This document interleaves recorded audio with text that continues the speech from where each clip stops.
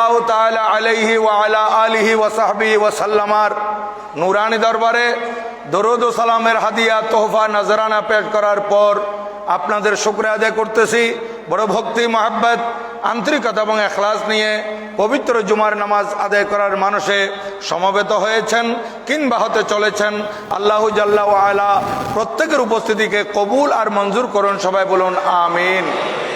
সম্মানিত হাজিরিন, আমি বিগত জুমার এলান অনুযায়ী আপনাদের খেদমতে আজ সন্তানদের প্রতি মাতা পিতার দায়িত্ব ও কর্তব্য এ বিষয়ে আলোচনা করার ইচ্ছা পোষণ করেছি এবং সেদিকে লক্ষ্য করে পবিত্র কোরআনুল করিমের একটি আয়াতের প্রথম অংশ তেলাওয়াত করেছি। বিগত 3টি জুমা আপনাদের খেদমতে মাতা পিতার প্রতি সন্তানদের দায়িত্ব এবং কর্তব্য সম্পর্কে আলোচনা হয়েছে। কোরআন ও সুন্নাহর মধ্যে আল্লাহ সুবহানাহু ওয়া তাআলা এবং রাসূল করিম সাল্লাল্লাহু আলাইহি ওয়াসাল্লামের পক্ষ থেকে যেভাবে মাতা পিতার প্রতি সন্তানদের জন্য দায়িত্ব এবং কর্তব্য নির্ধারণ করে দিয়েছেন, অনুরূপভাবে সন্তানদের প্রতিও মাতা পিতার দায়িত্ব এবং কর্তব্য রয়েছে। মাতা পিতা যদি সন্তানদের দায়িত্ব পালন করে, আল্লাহ সুবহানাহু ওয়া তাআলা এবং রাসূল করিম সাল্লাল্লাহু আলাইহি ওয়াসাল্লামের পক্ষ থেকে শরীয়তের আলোকে যে দায়িত্ব কর্তব্য অভিভাবককে মাতা পিতাকে দিয়েছেন সন্তানের জন্য পালন করতে, সেই দায়িত্ব কর্তব্য যথাযথভাবে মাতা পিতা যদি পালন করে, ঠিক মাতা পিতা যখন বয়স্ক হবে, বয়োজ্যেষ্ঠ হবে, বৃদ্ধ হবে, তখন এই সন্তান যখন যুবক হবে, যুবতী হবে, তখন তারাও মাতা পিতার হক আদায় করবে। আর আমরা মাতা পিতারা যদি সন্তানদের হক নষ্ট করি, তাহলে এই সন্তানেরও মাতা পিতার হক নষ্ট করবে, এটা স্বাভাবিক। কারণ কামা তাদিনু তুদান, যেমন কর্ম তেমন ফল, এটা হাদিসে পাক। আমি যে আয়াত তেলাওয়াত করেছি এটা হচ্ছে কোরআনুল করিমের 28তম পারা, সূরা নম্বর 66, সূরার নাম সূরাতুত তাহরিম, আয়াত নম্বর 6। এই আয়াতে মহান রব্বুল আলামিন ঘোষণা দিচ্ছেন, ইয়া আইয়ুহাল্লাযীনা আমানু, ঈমানদারদেরকে বলতেছেন, হে ঈমানদাররা, হে ঈমানদার মুসলমান নরনারীরা, কু আনফুসাকুম ওয়া আহলিকুম নারা, তোমরা দোজখ থেকে, জাহান্নাম থেকে, জাহান্নামের আগুন থেকে নিজেকে এবং নিজেদের সন্তানদেরকে, নিজেদের পরিবারকে বাঁচাও। জাহান্নাম থেকে নিজেকেও রক্ষা করো এবং নিজেদের আহালদেরকেও রক্ষা করো।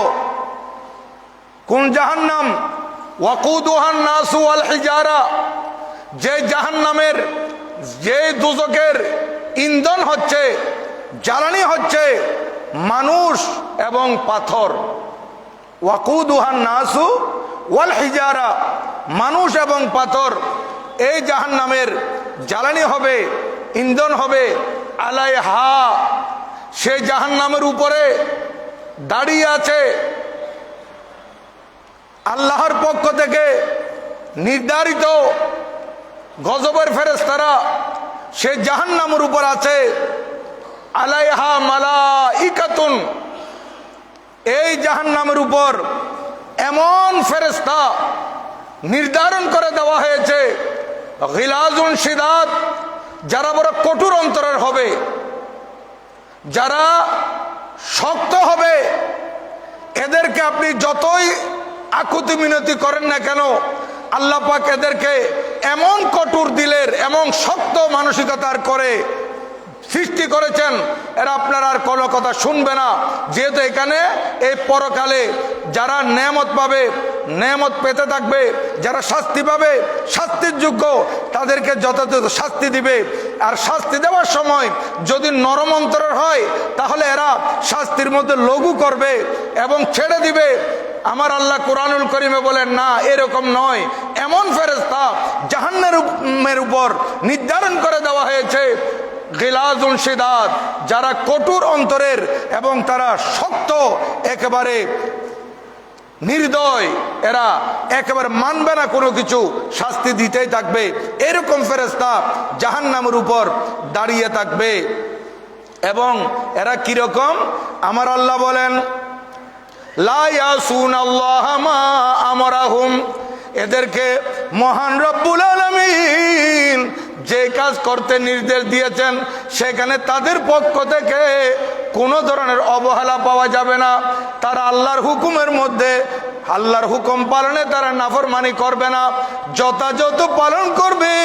ওয়ায়ামুরু ওয়ায়াফআলুনা মা ইউমারুন, এবং তাদেরকে যা নির্দেশ দেওয়া হবে সেটাই তারা পালন করবে। এখানে আমাদের কোনো কথা তারা শুনবে না। আল্লাহর পক্ষ থেকে যা তাদেরকে বলা হবে সেগুলোই তারা পালন করবে। তাহলে এই ধরনের কঠিন জাহান্নাম, এই শক্ত আযাব যেখানে দেওয়া হবে, সেখান থেকে যদি আমরা রক্ষা পেতে চাই, তাহলে আমাদেরকে কি করতে হবে, আমাদের দায়িত্ব কর্তব্য কি?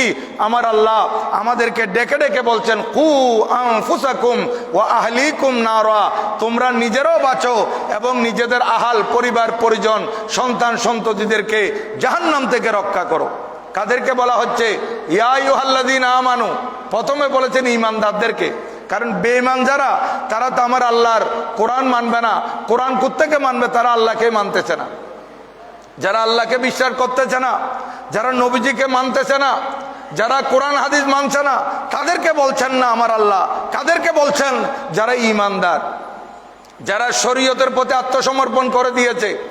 আই আল্লাহ, আপনার পক্ষ থেকে শরীয়তের বিধিনিষেধ মানার জন্য আমরা একেবারে প্রস্তুত। এই ধরনের বন্দাদেরকে আমার আল্লাহ বলতেছেন, তোমরা নিজেরও বাঁচো এবং নিজেদের সন্তান সন্ততিদেরকেও, আহাল আয়ালকেও তোমরা জাহান্নাম থেকে বাঁচাও। এখানে দেখেন, তাহলে আমাদেরকেও বাঁচাতে হবে এবং আমাদের আওলাদদেরকেও বাঁচাতে হবে। আর এদিকে কুরআনুল কারীমে অপর আয়াতে মহান রব্বুল আলামিন বলেন, বান্দা, ইন্নামা আমওয়ালুকুম ওয়া আওলাদুকুম ফিতনা, তোমাদের সম্পদ এবং তোমাদের আওলাদ এগুলো তোমাদের জন্য পরীক্ষার। আমি আল্লাহ তোমাদেরকে পরীক্ষাতে ফেলেছি। আবার আরেকটি আয়াতে বলতেছেন মহান রব্বুল আলামিন, ইয়া আইয়ুহাল্লাযীনা আমানু লা তুলহিকুম আমওয়ালুকুম ওয়ালা আওলাদুকুম আন যিকরিল্লাহ।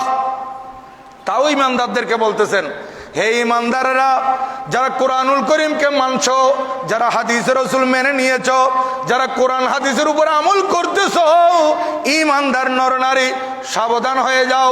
তোমাদেরকে যাতে অলস করে না ফেলে, তোমাদেরকে যাতে গাফেল করে না ফেলে, তোমরা যাতে বেখবর হয়ে না যাও। কিসের কারণে? তোমাদের সম্পদের কারণে এবং তোমাদের আওলাদের কারণে। জিকিরিল্লাহ, আল্লাহর জিকির থেকে। এখানে জিকির মানি হচ্ছে নামাজ। তোমাদের সম্পদ, তোমাদের আওলাদ, এগুলো তোমাদের জন্য পরীক্ষার। সাবধান হে ঈমানদার নরনারীরা, তোমাদের সম্পদ এবং তোমাদের সন্তান আওলাদ যাতে আল্লাহর জিকির থেকে, নামাজ থেকে তোমাদেরকে গাফেল করে না ফেলে। দেখেন আমার আল্লাহ কোরআনুল কারীম আমাদেরকে কতভাবে বুঝিয়েছেন, কতভাবে আমাদেরকে এটা মানার জন্য এই কোরআনুল কারীমে ডেকে ডেকে বলতেছেন ঈমানদারদেরকে, তোমাদের আওলাদ হবে, আওলাদের প্রতি তোমাদের মহব্বত ভালোবাসা থাকবে, তোমাদের কাছে সম্পদ ঢের সম্পদ থাকবে, সম্পদের প্রতি তোমাদের মায়া থাকবে। তুমি ব্যবসা করতেছো বান্দা, এই ব্যবসার মধ্যে কাস্টমার ঘিরে ধরেছে, ওইদিকে মুয়াজ্জিন আজান দিয়েছে, সাবধান তোমার এই ব্যবসা এই কাস্টমারের লোভে তুমি যদি নামাজ থেকে দূরে সরে যাও তাহলে এই সম্পদ তোমাকে জাহান্নামে নিয়ে যাওয়ার উপায় হয়ে যাবে। আর আমি যদি খেয়াল করি আমার আল্লাহর ইবাদত আগে, কাস্টমার আসবে যাবে, এর রিজিক দেওয়ার মালিক আল্লাহ, আর রিজকু মাকসুমুন, রিজিক আমার আল্লাহর পক্ষ থেকে বন্টিত, আমার রিজিক যা বরাদ্দ আছে এগুলো আমার কাছে চলে আসবে। কাস্টমার আসুক যাক, থাকুক না থাকুক এটা আমার ব্যাপার নয়, আমি আগে নামাজ পড়ে আসি। নামাজ আদায় করে আপনি আবার ক্যাশে বসছেন, দেখবেন আল্লাহর পক্ষ থেকে কাস্টমার আরো বেশি চলে আসবে। আমার আল্লাহ বলেন বান্দা তুমি চাষাবাদ করতে গিয়েছো, আর একটু জায়গা বাকি আছে, এগুলো একটু চাষ করে ফেলি, নয় বান্দা তোমার আজান যখন হয়ে গেছে তুমি নামাজের দিকে চলে আসো। আর তোমার এই চাষাবাদের ফলনের লোভে তুমি যদি নামাজ ছেড়ে দাও এই ফলন তোমাকে জাহান্নামে নিয়ে যাওয়ার উপায় হয়ে যাবে। ঘরে তোমার নাতি আছে বান্দা, তোমার নাতনি আছে, আমি আল্লাহ তোমাদের ঘরে নাতি নাতনি দিয়েছি, এগুলার মহব্বতে পড়ে এগুলা নিয়ে খেলাধুলা করতে করতে আমার ইবাদত থেকে যাতে তোমরা গাফেল হয়ে না যাও। অনেক সময় নিজের ছেলে মেয়ে ছোট্ট ছোট্ট নাতি নাতনি এগুলার মহব্বতে পড়ে মানুষ ইবাদত থেকে দূরে সরে যায়। না, আমার আল্লাহ বলেন ইন্নামা আমওয়ালুকুম ওয়া আওলাদুকুম ফিতনা, বান্দারে তোমার মাল এবং তোমার এই আওলাদ সন্তান সন্ততি নাতি পতি এগুলা তোমাদের জন্য পরীক্ষার, আমি আল্লাহ তোমাদেরকে পরীক্ষায় দিয়েছি। আচ্ছা, তাহলে এখানে আমাদের সন্তানদের প্রতি আমাদের অনেক দায়িত্ব আছে। তো দায়িত্বের মধ্যে প্রথমে সন্তান দুনিয়াতে ভূমিষ্ঠ হওয়ার আগে থেকে দায়িত্ব আছে আমাদের উপর। কি দায়িত্ব? যে একজন যুবক বিবাহ শাদী করবে, মেয়ে দেখতেছে তার পরিবারের পক্ষ থেকে, অথবা সে নিজেও দেখতেছে একটা মেয়ে বিবাহ করে তার ঘরে আনবে, তার স্ত্রী হবে, এবং সে শুধু তার স্ত্রী নয়, বিয়ে করার সময় খেয়াল করতে হবে আজকে যিনি আমার স্ত্রী হচ্ছেন উনি ভবিষ্যতে আমার সন্তানের মা হবেন। আমি একটা সুন্দরী মহিলাকে বিয়ে করলাম, সামনের দিকে আমি খেয়াল করলাম না এর কাছে দিনদারি আছে কিনা, এর কাছে পরহেজগারি আছে কিনা, মহিলা নামাজি কিনা, মহিলা ইবাদত বন্দি করে কিনা, তার আচার আচরণ ব্যবহার ভালো কিনা, এগুলো যাচাই বাছাই না করে আমি শুধু সুন্দরের সাইডটা দেখে বিয়ে করে ফেলি, তাহলে বুঝতে হবে এটা আমি ঘরের মধ্যে আমি মুসিবত ডেকে আনলাম। আমি আমার ভবিষ্যতে যে সন্তান হবে তাদেরকে একটা আদর্শবান মা আমি উপহার দিতে পারলাম না। এজন্য আমার নবী হাদিসে পাক ইরশাদ করেন, এটা মুত্তাফাক আলাইহি রাওয়ায়াত, বুখারী শরীফ আছে, মুসলিম শরীফ আছে, এবং এই হাদিস খানা মেশকাত শরীফের 267 পৃষ্ঠার মধ্যে আছে। আমাদের ছাত্র ভাইয়েরা পড়ে, এটা ফাজিল ক্লাসের সিলেবাস, কিতাবুন নিকাহ। আল্লাহর প্যারা মাহবুব সাল্লাল্লাহু আলাইহি ওয়াসাল্লাম ইরশাদ করেন, হযরত সাইয়্যিদনা কসির রাওয়ায়া আবু হুরায়রা রাদিয়াল্লাহু তাআলা বর্ণনা করতেছেন, তুনকাহুল মারাতু লিআরবাইন, এই আমার উম্মতেরা শুনো, একজন মহিলাকে তোমরা যে শাদী করবে, শাদী করার আগে তার কাছে তোমরা 4টি গুণ দেখবে। 4টি গুণ আছে কিনা যাচাই বাছাই করবে। তুনকাহুল মারাতু লিআরবাইন, 4টি গুণের ভিত্তিতে ওই মহিলাকে তোমরা বিয়ে করবে। প্রথমে লেমালিহা, ওই মহিলার ঘরে সম্পদ আছে কিনা দেখবে। ওয়ালে হাসাবেহা, তার বংশীয় গুণ বংশীয় মর্যাদা আছে কিনা দেখবে। ওয়ালি জামালিহা, এবং ওই মহিলার সৌন্দর্য দেখবে। ওয়ালি দীনিহা, এবং তার দিনদারি পরহেজগারি এগুলো দেখবে। তাহলে দেখেন, মালের কথা বলা হয়েছে প্রথমে, তারপরে বলা হয়েছে বংশের কথা, তারপর বলা হয়েছে সৌন্দর্যের কথা, 4র্থ নম্বর বলা হয়েছে পরহেজগারির কথা। যদিও বা পরহেজগারির কথা দিনদারির কথা 4র্থ নম্বরে বলা হয়েছে, কিন্তু আমার নবী ইরশাদ করেন ফাসফর বেজাদিদ্দিন, উম্মত আমার শোনো, আমি যদিও বা 4টি গুণের কথা বলেছি, এই 4টি গুণ যেই মহিলাকে তুমি তুমি শাদি করবে তার মধ্যে যদি থাকে তাহলে ওয়েল, এটা তো অনেক ভালো।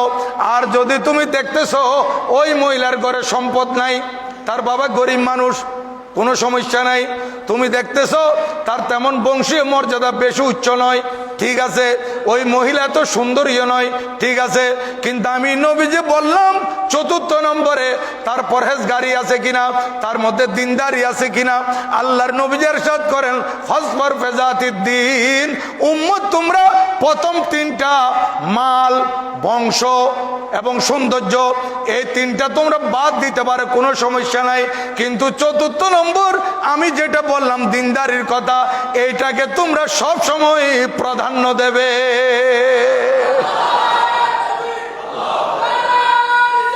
ইয়া রাসূলুল্লাহ সাল্লাল্লাহু আলাইহি ওয়াসাল্লাম, ইয়া গৌসুল আজম দস্তগীর, জিন্দাবাদ জিন্দাবাদ জিন্দাবাদ জিন্দাবাদ। দেখেন আমার নবীজি ইরশাদ করেন উম্মত দিনদারিকে তোমরা প্রাধান্য দেবে। কারণ অনেক সময় দেখা যায় কোরআনুল কারীম আমার আল্লাহ বলেন তোমার কাছে হয়তো অপছন্দ হয়েছে, তোমার পছন্দ হয় নাই, এত সুন্দর না, গরিব, এত বংশীয় মর্যাদা নয়, কিন্তু তুমি যে দিনদারিকে প্রাধান্য দিয়েছ এর মধ্যে আমার আল্লাহ তোমার জন্য অনেক মঙ্গল নিহিত রাখবেন। এই মহিলার ভিতর দিয়ে যার ঘরের মধ্যে টাকা পয়সা নাই, যার বংশীয় মর্যাদা এত উঁচু নয়, যে মহিলা এত সুন্দরী নয়, কিন্তু উম্মত তুমি যে দিনদার পরহেজগার এরকম একটা মহিলাকে তোমার ঘরে এনেছ, এই দিনদার পরহেজগার মহিলা ভবিষ্যতে তোমাকে এমন একটা সন্তান উপহার দিবে যে সন্তান আল্লাহর ওলিও হতে পারে এবং আদর্শবান সন্তান উপহার দিবে, নেককার সন্তান উপহার দিবে। আর এই নেককার সন্তান আমাদের জন্য সদকায়ে জারিয়া হবে। মারা যাওয়ার পরও যে আমল জারি থাকে তার মধ্যে তৃতীয় নম্বর হচ্ছে আওয়ালাদিন সালেহিন ইয়াদউ লাহু, নেককার সন্তান, পরহেজগার সন্তান, আদর্শবান সন্তান। এগুলা মা বাবা মারা যাওয়ার পরও মা বাবার জন্য এই সন্তানের কারণে সওয়াব পৌঁছতে থাকে। তাহলে আমাদেরকে প্রথমে বিবি নির্ধারণ করার সময়, বিবি নির্ণয় করার সময় দেখতে হবে এই মহিলা পরহেজগার কিনা। এখন প্রশ্ন করতে পারেন হুজুর কোথায় আমার বাড়ি নাজির পাড়ায়, আমি রৌজান থেকে মেয়ে দেখতেছি, কোথায় আমার বাড়ি এখানে 16 শহরে, আমি কক্সবাজার থেকে মেয়ে দেখতেছি, কোথায় আমার বাড়ি চট্টগ্রাম শহরে, আমি রাজশাহী থেকে মেয়ে দেখতেছি, আমি কিভাবে জানবো এই মহিলা দিনদার কিনা, পরহেজগার কিনা? আমি বলবো সম্মানিত মুসল্লিনে কেরাম, এটা কোনো বড় ব্যাপার নয়। কারণ সরকার যেখান থেকে কন্ট্রোল করতেছে, সরকার ঢাকায় বসে আছে রাজধানীতে, কিন্তু এমনভাবে সরকারি আমলা এবং সরকারের প্রশাসনের লোকজন সারা দেশের মধ্যে ছড়িয়ে দিয়েছে। আপনি নাজিরপাড়ার হন, আপনি পাঁচলাইশের হন, আপনি চট্টগ্রামের হন, আপনি বাংলাদেশের যে কোনো একটা অঞ্চলের হন, আপনি যখন একটা পাসপোর্ট বানাতে যান তখন পুলিশ ভেরিফিকেশন লাগে। পুলিশ আপনার ঘরে চলে আসতেছে, আপনার কাছে কোনো এই কেস আছে কিনা, আপনি দেশদ্রোহিতার কোনো মামলায় জড়িত হয়েছেন কিনা, এই আশেপাশের লোকজন থেকে যাচাই বাছাই করে এই লোকটা কেমন, এই লোককে চিনেন। তাহলে পুলিশ যদি এটা আপনার ব্যাপারে খবর নিতে পারে, তাহলে আপনিও তো সেই এলাকার লোকজন দিয়ে খবর নিতে পারেন যে কমপক্ষে যে আশেপাশের লোকজন থেকে যে এই বাড়ির লোকগুলা কেমন, এরা আদর্শবান কিনা, নামাজি কালামি কিনা, এরা দিনদার পরহেজগার কিনা, এগুলো খবর নেওয়া এটা বড় ব্যাপার নয়। এটা অবশ্যই খবর নিতে হবে, এটা শরীয়তের পক্ষ থেকে আমাদের উপর দায়িত্ব দেওয়া হয়েছে। আল্লাহর নবীজি বলেন ফাসফার বিযাতিদ্দিন, দিনকে তুমি প্রাধান্য দাও। এজন্য আল্লাহর নবী অপর হাদিসে ইরশাদ করেন ক্বালা রাসূলুল্লাহ সাল্লাল্লাহু আলাইহি ওয়াসাল্লাম আদ-দুনিয়া কুল্লুহা মাতা ওয়া খায়রু মাতা'id দুনিয়া আল মারআতু সালিহা। হযরত সাইয়্যিদনা আব্দুল্লাহ বিন আমর রাদিয়াল্লাহু তাআলা আনহু থেকে বর্ণিত হাদিস। আল্লাহর নবী ইরশাদ করেন, এটাও মুসলিম শরীফের মধ্যে আছে, মিশকাত শরীফের 267 পৃষ্ঠার মধ্যে আছে। নবী ইরশাদ করেন দুনিয়ার মধ্যে যত কিছু আল্লাহ পাক সৃষ্টি করেছেন এগুলোর নেয়ামত। দুনিয়ার মধ্যে আমাদের জন্য অনেক নেয়ামত আল্লাহ পাক আমাদেরকে দিয়েছেন ভোগের জন্য। আমার আল্লাহ বলেন এই ভোগের জন্য যত নেয়ামত তোমাদেরকে দেওয়া হয়েছে তার মধ্যে ওয়া খায়রু মাতা'id দুনিয়া আল মারআতু সালিহা, সবচাইতে শ্রেষ্ঠ নেয়ামত হচ্ছে একজন সতী নারী। আপনার ঘরে যে আপনার বিবি আসবে, এই বিবি যদি মরাতে সালেহা হয়, এমরাতে সালেহা হয়। এই মহিলা যদি দিনদার পরহেজগার হয়, আপনি বুঝে নিতে পারবেন আপনার ঘরের মধ্যে আল্লাহর পক্ষ থেকে সবচেয়ে বড় নেয়ামত আসছে। এবং আরেকটি হাদিসে পাকের মধ্যে আছে, আপনি যেই মহিলাকে শাদী করে আপনার ঘরের মধ্যে এনেছেন, ওই মহিলা পাক্কা আকিদাওয়ালা সুন্নি মুসলমান এবং সে নামাজি কালামি কোরআন শরীফ তেলাওয়াত করে, শ্বশুর শাশুড়ির খেদমত করে, নিজের সন্তানদেরকে ভালো শিক্ষা দেয়, পরিবারের লোকজনের সাথে ভালো আচরণ করে, দিনদার পরহেজগার, ওই মহিলা যে কামরার মধ্যে থাকে, আল্লাহর নবীজি বলেন দুনিয়াতে এটা হচ্ছে জান্নাতের কামরা। এটা আমার নবীজির নবুয়তের জবানের হাদিস। দিনদার পরহেজগার সতী নারী যেই কামরার মধ্যে থাকবে সেটা হচ্ছে জান্নাতের একটা কামরা। আর অসতী নারী যেই মহিলাকে আপনি নিজের বিবি হিসেবে ঘরে এনেছেন, শুধু সুন্দরের দিকে তাকিয়ে কোনো বংশ দেখেন নাই, আর কিছু দেখেন নাই, দিনদারি পরহেজগার আছে কিনা যাচাই বাছাই করেন নাই, এই মহিলা আপনি ঘরে এনেছেন, এই 2 দিনের মাথায় আপনার সাথে ঝগড়া করতেছে, বিভিন্নভাবে আপনাকে কষ্ট দিচ্ছে, আপনার মা বাবার সাথে বেয়াদবি করতেছে, পরিবারের লোকজনের সাথে খারাপ আচরণ করতেছে। আমার নবীজি বলেন এই মহিলা যে কামরার ভিতর থাকে দুনিয়াতে সেইটা একটা জাহান্নামের গর্ত। তাহলে আমাদেরকে বুঝতে হবে একজন সতী নারী এটা কত বড় নেয়ামত আল্লাহর পক্ষ থেকে। এখন আপনারা প্রত্যেকে আমার কথাগুলোর দ্বারা বুঝতে পারতেছেন কার ঘরে কি অবস্থা, আপনারা বুঝে নিতে পারতেছেন। যাদের ঘরে আলহামদুলিল্লাহ এরকম সতী নারী আছে, আপনারা কত শান্তির মধ্যে আছেন, আপনারা কত আনন্দের মধ্যে আছেন, আপনারা কত সুখের মধ্যে আছেন, আপনারা নিজেই বুঝতে পারতেছেন। আর যাদের ঘরে এরকম অভদ্র কোনো নারী আসছে, তারা যে কত যন্ত্রণার মধ্যে আছে আপনারাও নিজেরাই বুঝতে পারতেছেন।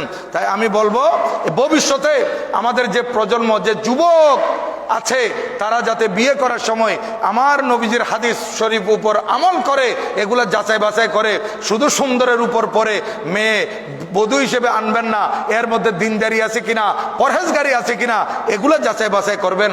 হযরত সৈয়দনা ফারুক আজম রাদিয়াল্লাহু তাআলা আনহুর দরবারে, এটা বলে ফেলতেছে আগে, হয়তো সময় শেষ হয়ে যাবে, এই জন্য আমি হয়তো এটা আরেক জুমা বলতে হবে ইনশাল্লাহ। হযরতে ফারুক আজম রাদিয়াল্লাহু তাআলা আনহুর দরবারে এক বাবা সন্তানের বিরুদ্ধে কেস দাখিল করেছে, মোকদ্দমা দায়ের করছে। এখন হযরতে ফারুক আজম রাদিয়াল্লাহু তাআলা আনহু বিবাদীকে তো অবশ্য ডাকবে, বাদী হচ্ছে বাবা, বিবাদী সন্তান, বিবাদীকে ডাকেছে। বিবাদী ছেলে আসছে, বলতেছে এই ছেলে, তুমি তোমার বাবার হক আদায় করো না কেন, তোমার বাবার সাথে নাফরমানি কেন করো? সেই সন্তান বলতেছে জাহাপনা হুজুর, আমি একটু কথা বলার আছে। বলো তুমি কি বলার? বলে হুজুর, আমার উপর আমার মাতা পিতার প্রতি দায়িত্ব কর্তব্য আছে। বলে হ্যাঁ অবশ্য আছে, আল্লাহ আল্লাহ রসুলের পক্ষ থেকে। হুজুর তো সন্তানদের প্রতিও মাতা পিতার কোনো দায়িত্ব কর্তব্য নাই? বলে হ্যাঁ অবশ্য আছে। হযরতে ফারুক আজম রাদিয়াল্লাহু তাআলা 3টি কথা বলেছিলেন দায়িত্ব কর্তব্যের মধ্যে। এই 3টির মধ্যে ব্যাখ্যা করলে আরো অনেক কিছু আসবে। হযরতে সৈয়দনা ফারুক আজম রাদিয়াল্লাহু তাআলা বলেন, বাবার প্রথম নম্বর দায়িত্ব হচ্ছে সন্তানকে একজন ভালো মা উপহার দেওয়া। দেখেন, সন্তানকে একজন পরহেজগার মা দেওয়া, এটা হচ্ছে বাবার দায়িত্ব। বলে হুজুর তাহলে এখানে আমার কথা আছে। বলে কি কথা? প্রথম নম্বরে তোমার কথা। বলে হুজুর হ্যাঁ কি বলো? বলে হুজুর আপনি যে বলছেন বাবার দায়িত্ব হচ্ছে সন্তানকে একজন পরহেজগার ভালো মা দেওয়া, আমার বাবা তো সেই দায়িত্ব পালন করে নাই। আমার মা তো নাফরমান, আমার মা একজন মজুসি, আমার মা অগ্নি পূজারী মহিলা। এই মহিলা আল্লাহ আল্লাহ রসুলকে মানে না, এরকম একটা মা আমার বাবা আমাকে উপহার দিয়েছে। আজকে দেখেন আমাদের সন্তানেরা যে মহব্বতে পড়ে, প্রেমে পড়ে, অনেক সময় খ্রিস্টান এই সেই এই হিন্দু বিবাহ করতেছে না, অনেকেই করতেছে। তাহলে আপনি সন্তানকে ভালো মা উপহার দিচ্ছেন কিনা, নাকি নাফরমান উপহার দিচ্ছেন, নাফরমান মা উপহার দিচ্ছেন, এটা আপনারা যাচাই বাছাই করবেন। দেখেন, প্রথম নম্বর, হুজুর আমার বাবা আমাকে এরকম পরহেজগার মা দেয় নাই, আমার মা আল্লাহ মানে না, রসুল মানে না। হযরত সৈয়দনা ফারুক আজম রাদিয়াল্লাহু তাআলা বললেন, হুজুর ফারুক আজম রাদিয়াল্লাহু তাআলা বলতেছেন, এই বাবা বেটা শোনো, দ্বিতীয় নম্বর হচ্ছে তোমার বাবার উপর কর্তব্য সন্তানের একটা সুন্দর নাম রাখা। বলে হুজুর এখানে আমার কথা আছে, আমার বাবা আমার সুন্দর নাম রাখে নাই, যেই নাম খারাপ অর্থ ব্যবহার হয় এইরকম একটা নাম রেখেছে, এখানে হক নষ্ট করেছে। হযরতে সৈয়দনা ফারুক আযম রাদিয়াল্লাহু তাআলা বলেন, শুনো, তৃতীয় নম্বর হচ্ছে সন্তানকে দ্বীন শিক্ষা দেওয়া। মা বাবার দায়িত্ব সন্তানদেরকে দ্বীন শিক্ষা দেওয়া, ধর্মীয় অনুশাসন শিক্ষা দেওয়া। ছোটবেলায় বলতেছে, হুজুর আমার বাবা সেই দায়িত্ব তো পালন করে নাই। তখন ফারুক আযম রাদিয়াল্লাহু তাআলা বললেন, এই বুড়া, তুমি তোমার সন্তানের বিরুদ্ধে মোকদ্দমা দায়ের করেছো, আমি এটা খারেজ করে দিলাম। তুমি তার হক নষ্ট করেছো, এখন সে তোমার হক নষ্ট করতেছে। দেখেন, আজকে আমরা যদি আমাদের সন্তানদের হক আদায় করি, তাহলে সন্তান যখন মা বাবা বয়স্ক হয়ে যাবে, বৃদ্ধ হয়ে যাবে, চলতে ফিরতে অক্ষম হয়ে যাবে, তখন সন্তান মাতা পিতার হক অবশ্যই আদায় করবে।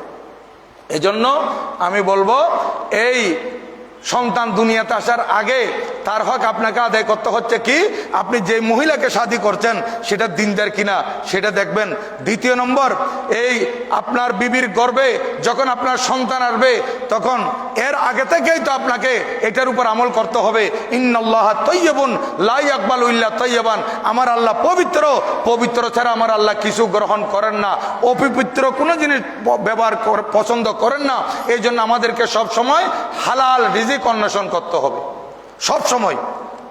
আর আমার বিবি আমার ঘরে আছে, আমার বিবির গর্ভে আমার সন্তান আছে, আমার বিবিকে আমাকে হালাল রিজিক দিতে হবে, আমার উপার্জন হালাল হতে হবে। আমি যদি হারামের উপার্জন আমার বিবিকে দেই, হারামের উপার্জিত টাকা দিয়ে আমার বিবির রিজিকের ব্যবস্থা করি, তাহলে এখানে শুধু বিবির হক না, আমি সন্তানের হক নষ্ট করতেছি। আর এই বিবির গর্ভে যখন আমার সন্তান, বিবি হালাল রিজিক পাবে আমার থেকে, এটা নির্ধারণ করতে হবে।